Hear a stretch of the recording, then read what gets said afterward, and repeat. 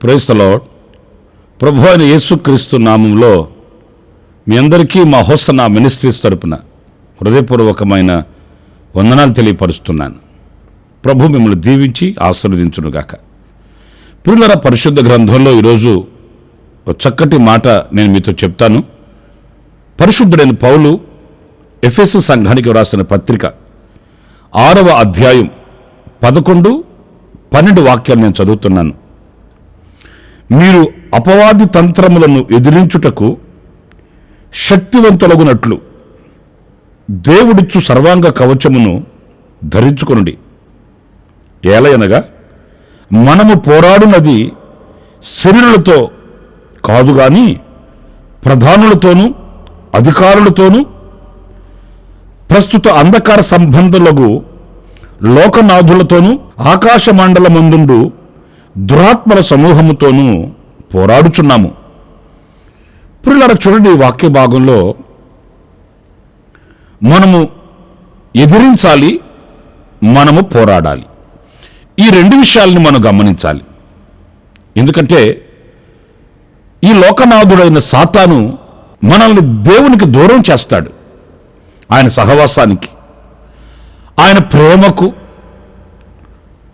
ఆయన సంకల్పానికి, ఆయన చిత్తానికి మనల్ని దూరం చేస్తాడు. అందుచేత సాతానుని మనం ఎదిరించకపోతే,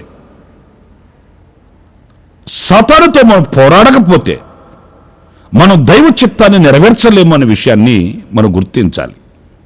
చాలా సందర్భాలలో సాతానుతో సమ్మతి కలిగి మనం నడిపించబడుతూ సాతానుకు స్నేహితులమైపోతున్న అనుభవాలు మనం గుర్తించాలండి. ఎదిరించవలసిన వారిని మనము ప్రేమించవలసిన వారిని ఎదిరించడం మనకు ఆయా సందర్భాలలో జరుగుతున్న అనుభవాలండి. సాతానుని ఎదిరించండి అని పరిశుద్ధుడైన పౌలు చెప్తున్నాడు. వానితో పోరాడండి, ప్రభువుని ప్రేమించండి, ఆయనకు లోబడి ఉండండి అనేది వాక్యం చెప్తున్న సత్యం. కానీ ఈరోజు మనం ఏం చేస్తున్నాం? పోరాడవలసిన వానితో ఏమో చెలిమి చేస్తున్నాము, ప్రేమించవలసిన వానితో ఏమో పోరాడుతున్నామండి. ఇదిగో ఇది మనలో కలిగే దుస్థితి. అందుకే దేవుని చిత్తం మనలో నెరవేర్చబడక, దేవుని ప్రేమను పొందుకోలేక దైవ దీవెనలకు మనం దూరమైపోతున్నామనే సత్యాన్ని మనం ఈనాటికైనా గుర్తించాలి. ఎందుకంటే నడిచేది లోకనాథునితో, మనము విరక్తిగా మాట్లాడేది దేవుని మీద మాట్లాడుతుంటామండి. దేవుడు నాకు అది చేయలేదు, నాకు ఇది చేయలేదు, నాకు అంత ఇవ్వలేదు, నాకు ఎంత ఇవ్వలేదు, నన్ను ఆయన ఎలా చూస్తున్నాడు, అలా చూస్తున్నాడు అని దేవుని మీద మనం నెపాలు వేస్తుంటాము. అది అలవాటైపోయింది మనకు. అంతేగాని నేను ప్రభుతో ఎలాంటి సత్సంబంధం కలిగి ఉన్నాను, ఆయనతో నాకున్న సహవాసం ఏంటి, ఆయనను ఎలా ప్రేమిస్తున్నాను, ఆయనను ఎలా నేను వెంబడిస్తున్నాను అనే ప్రశ్న, పర్యవేక్షణ మనకు కలగట్లేదు. అందుకే సంఘానికి ఆయన పత్రిక రాస్తూ ఈ పత్రికలో సంఘానికి చాలా విఫలంగా రాశాడు. అపవాదిని ఎదిరించండి. మీరు మొదటి వాక్యంలో 11వ వాక్యంలో చూస్తారు, మీరు అపవాది తంత్రములను ఎదిరించుటకు శక్తి గలవారగుటకు సర్వాంగ కవచమును ధరించుకొనండి, మీరు ఎదిరించండి అనేది. అయితే ఇక్కడ ఆ సాతానుని ఎదిరించాలంటే ఎలా ఎదిరించాలో కూడా చెప్పాడండి.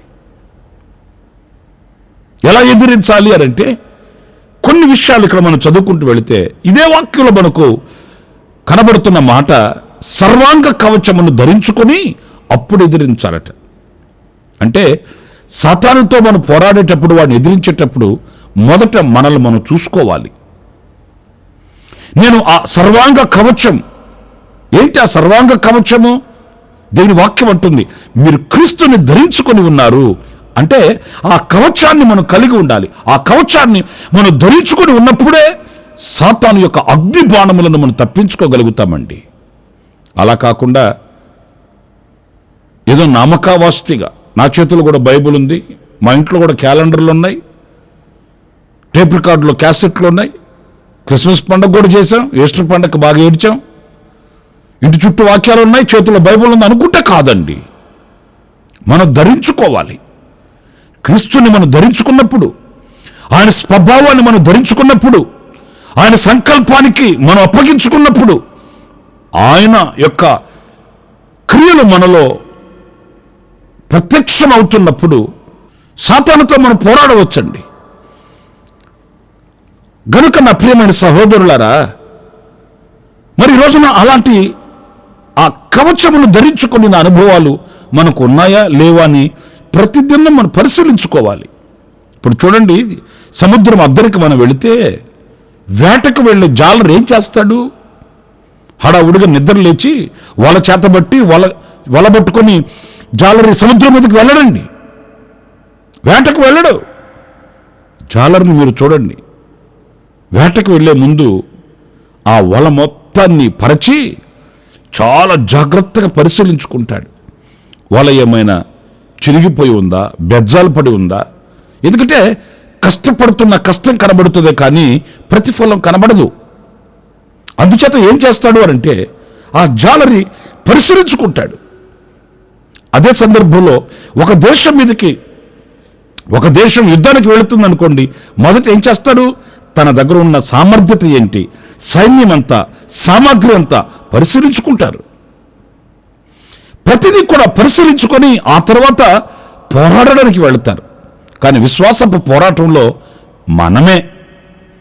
మనం ఎవరిదో మనకు తెలియకుండా, మన స్థితి అంటే మనకు తెలియకుండా, మనం క్రీస్తుని ధరించుకొని ఉన్నామా లేదా అనే పరిశీలన లేకుండా మనం ఏదో చేయాలని ముందుకు వెళుతుంటాము, అపజయాలమయమైపోతుంటాము. కనుక నా ప్రియ సహోదరులారా, సాతానుని ఎదిరించి వానితో పోరాడాలట. ఎలా అనంటే ఆయనను సర్వాంగ కవచముగా ఆయనను ధరించుకొని మనము సాతానుతో పోరాడాలని పరిశుద్ధులైన పౌలు ఈ సంఘానికి నేర్పిస్తున్న ఓ పాఠం. ఇంకా మరొక విషయాన్ని నేను మీతో చెప్తాను. ఎలా సాతానుతో పోరాడాలి, దేనితో పోరాడాలంటే రెండవది ప్రార్థన అనుభవం కలిగి ఉండాలి. ప్రార్థనతో మనం పోరాడవచ్చండి సాతానుతో. ఎందుకంటే సాతాను శోధిస్తాడు. సాతాను శోధకుడు. మనల్ని నిమ్మలంగా, నెమ్మదిగా, విశ్రాంతిగా, ప్రశాంతంగా ఉండనివ్వడు, శోధిస్తాడు. ఆ శోధకుని మనం దేని చేత ఎదుర్కోవాలి, దేని చేత అతనితో పోరాడాలి, దేని చేత అతనిని మనం జయించాలి అనంటే ప్రార్థన ద్వారా. చూడండి, లూకాసు వార్త 11వ అధ్యాయం 4వ వాక్యం నేను చదువుతాను. మేము మాకిచ్చి ఉన్న ప్రతి వానిని క్షమించుచున్నాము గనుక మా పాపములను క్షమించుము, మమ్మును శోధనలోనికి తేకుము అని పలుకుడని వారితో చెప్పెను. శోధనలోనికి తేకము అని మీరు ప్రార్థన చేయండి అని చెప్పాడట ఆయన. నిజమే. ఆ శోధకుడిని మనం జయించి ఆ శోధనలలో మనం ప్రవేశించకుండా మనం కాపాడబడాలి, సాతానికి సిగ్గు కలుగు చేయాలనంటే మనం ఆ ప్రార్థన చేసేడు వారం అయి ఉండాలండి. పిల్లలు, నేను ఒక మాట మీతో చెప్తాను. మన కొరకు చాలామంది ప్రార్థన చేసేవాళ్ళు ఉన్నారు, కానీ మనం ప్రార్థన చేస్తున్నామా? కొందరు పురుషులు చెప్తుంటారు, ఏమండి మా ఆవిడ చాలా ప్రార్థన పరురాలండి, ఎప్పుడు ప్రార్థన చేస్తుంటుందండి, ఆమె ప్రార్థనతోనే మేము కాపాడబడుతున్నామండి అని చెప్తాడు. సరే కానీ ఆవిడ నీ కొరకు ప్రార్థన చేస్తుంది, మరి నీవెప్పుడైనా ప్రార్థన చేసావా? సాతానుని ఎదిరించవలసింది, సాతానుతో పోరాడవలసింది నీవా ఆవిడ? చాలా అమాయకమైనటువంటి, అయోమయమైనటువంటి పరిస్థితులండి. చాలామంది చెప్తుంటారు, మా తల్లిదండ్రులు మా కొరకు ప్రార్థన చేస్తున్నారు. మంచిదే, ప్రార్థన చేయడం మంచిదే. మా సేవకులు ఎప్పుడు, దైవ సేవకులు మా కొరకు ప్రార్థన చేస్తుంటారు, మంచిదే.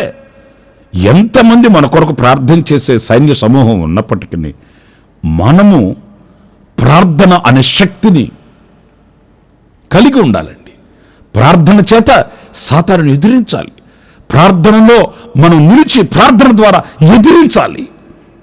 మన మనసులో కలిగే ఆలోచనలే కానివ్వండి, మన మనసుకు వచ్చే ఊహలే కానివ్వండి, సాతానుగాడు వేసే అగ్ని బాణములే కానివ్వండి, ఇవన్నీ కూడా ప్రార్థన అనే శక్తితోనే మనం జయించగలుగుతాము, సాతానుని ఓడించగలుగుతామనే విషయాన్ని మర్చిపోకూడదండి.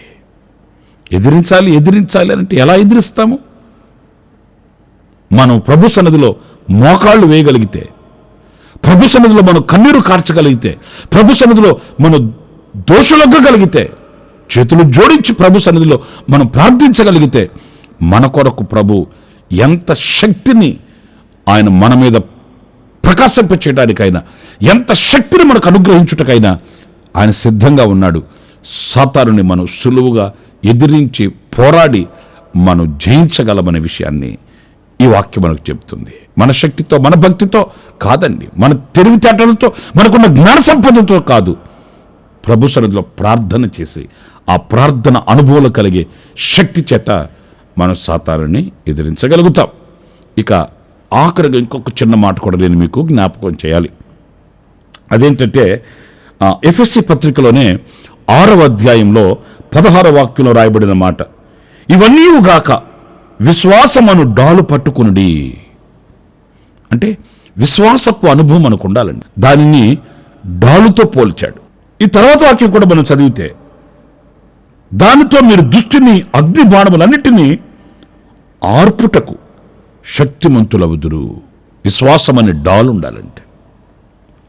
ప్రియమైన వారులారా, చూడండి, విశ్వాసము అనేది చాలా శక్తి కలిగింది. ఈరోజు విశ్వాసం అని పేరు పెట్టుకుంటున్నాం, కానీ మనలో విశ్వాసం ఎంతవరకు ఉంది? ఈ మాట మనం చెప్పి విని చాలా పాతదైపోయింది.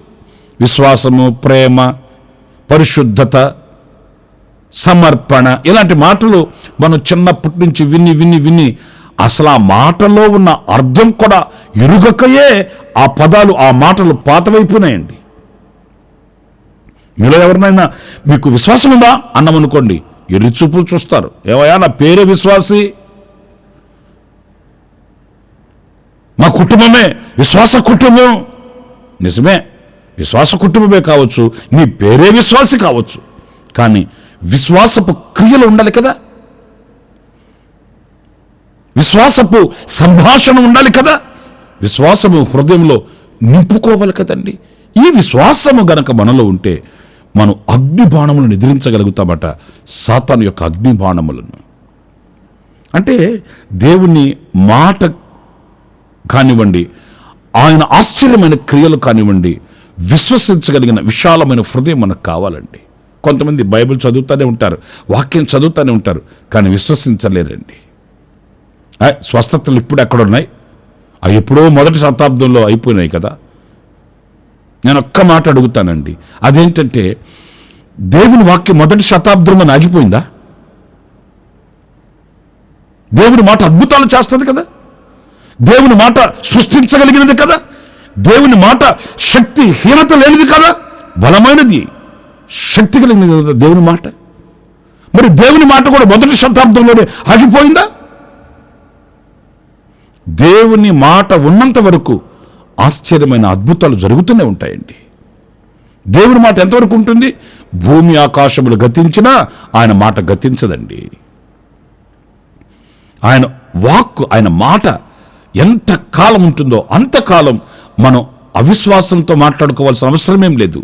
ఎందుకంటే ఆ మాట మనలో ఒక అద్భుతాన్ని చేస్తుంది, ఆ మాట మనలో ఒక నూతన సృష్టిని కలిగిస్తుంది. ఆ మాటను మనం విశ్వసించగలిగితే చాలండి. వాక్యం చదువుతూ ప్రార్థనలు చేస్తూ ఆ వాక్యాన్ని మనం విశ్వసించలేకపోతే మనం చేసింది వ్యర్థమైపోతుందండి. అందుచేత నా ప్రియమైన దేవుని బిడ్డలారా, మనము విశ్వాసము ద్వారా సాతానుని ఎదిరించి పోరాడగలము, ప్రార్థన ద్వారా మనం సాతానుని ఎదిరించి పోరాడగలము, సర్వాంగ కవచమును ధరించుకొనుట వలన మనం సాతానుని ఎదిరించి పోరాడగలము. అందుచేత పౌలు అంటాడు, మీరు ఎదిరించండి, మీరు పోరాడండి. వాడు అప్పుడు మీ ఎదురించి పారిపోతాడు.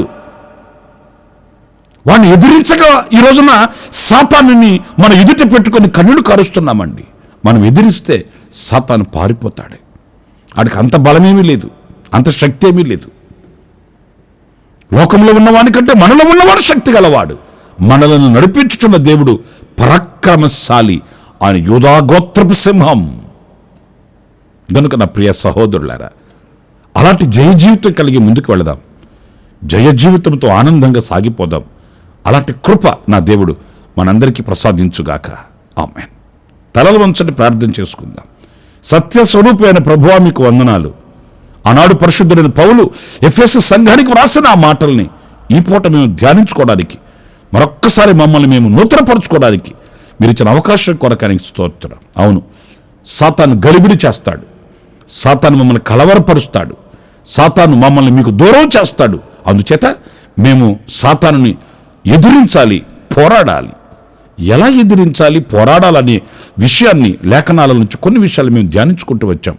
సర్వాంగ కవచమును ధరించుకుని ఉండాలని, ప్రార్థన అనుభవం కలిగి ఉండాలని, ఆ రీతిగానే విశ్వాసాన్ని మేము కలిగిన వారమై ఉండాలని లేఖనాల నుంచి ప్రభువా మీరు మాతో మాట్లాడుతూ వచ్చారు. ఆ రీతిగా మేము ఉండడానికి తీర్మానం చేసుకుంటూ మమ్మల్ని మీకు అప్పగించుకుంటున్నాము.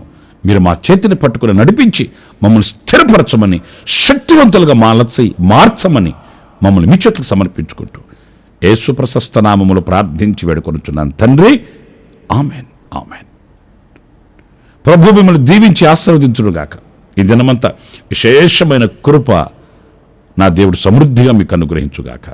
ఆమెన్. ప్రతి దినము ఈ అనుదిన కృపాను సందేశాల కొరకు, ఇంకా మరిన్ని ఆత్మ సంబంధమైన సందేశాల కొరకు ఈ మా యూట్యూబ్ ఛానల్ ని సబ్స్క్రైబ్ చేసుకోండి. పాస్టర్ రమేష్